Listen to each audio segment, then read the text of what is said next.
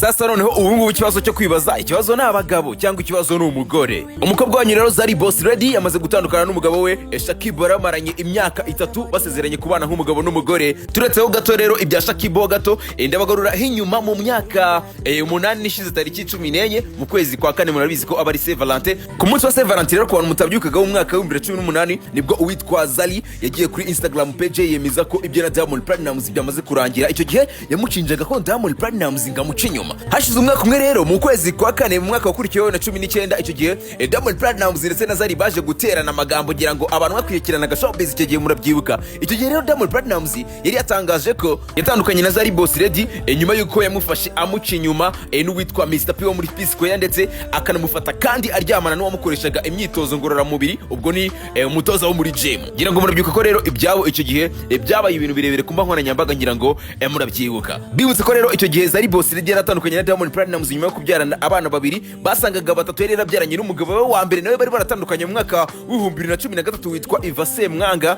Anyway ku bantu mutari muzi uyu mugabo witwa Iva Semwanga we yatandukanye na Zari mu mwaka wa 2013 batandukanye bafitanye abana batatu.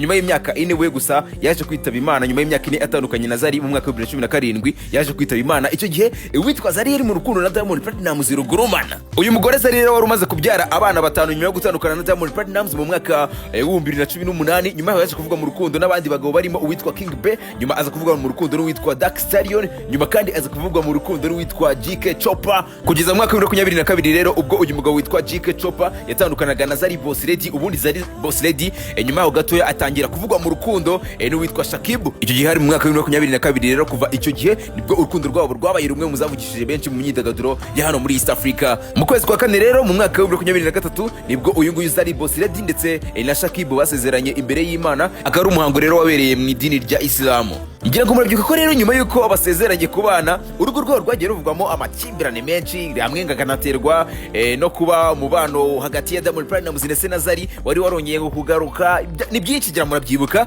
Gusa nyuma bariyungaga nyuma bikongera bigatangazwa ko bashwanye. Gusa mu gitondo cyo kuri wa gatanu uwitwa Zari yashyize kuri Instagram mu butumwa bugaragaza ko yafashe umwanzuro wo gutandukana n'uyu mugabo we witwa Shakib. Bakaba bari bamaranye rero imyaka irenga 3 babana nk'umugabo n'umugore. Mu butumwa rero uyu Zari Boss Lady yanditse bugaragaza ko yamaze gutandukana n'uyu mugabo we Shakib. Yanditse amagambo agira ati nyuma y'imyaka 5 tumaze kubitekerezaho bihagije kubera amakimbirane duhorana adabasha gukemuka. Nubwo atari umwanzuro rero woroshye gusa twumva ko ari ukwiye kuri twembi. Nta burakari cyangwa inzika zihari gusa rimwe na rimwe abantu babiri bahitamo inzira zitandukanye. Turakomeza kubahana rero kandi buri wese aracyaha agaciro undi. Mu by'ukuri turakomeza kuba inshuti mu bwubahane ndetse n'ubwumvikane. Ariko si kibazo mbaza uyu mugore umaze gutandukana n'abagabo batandukanye barimo uwitwa Iva Semwanga, Diamond Platnumz, King B, Dark Stallion, GK Chopper ndetse na Shakib. Ikibazo ni cy'abo bagabo bose cyangwa ikibazo ni cy'umugore? Tuganire. Yo ndi Mideli w'Abanyarwanda. Wibutse ko rero n'ahandi hantu wakoresha komande y'amafunguro meza cyane kandi akahita kugeraho mu buryo bwihuse cyane usibye muri Best Burgers ndetse na Best Pilau. Bafite umuceri mwiza cyane w'ipirawu ushobora kuzana n'inyama z'inkoko cyangwa se beef.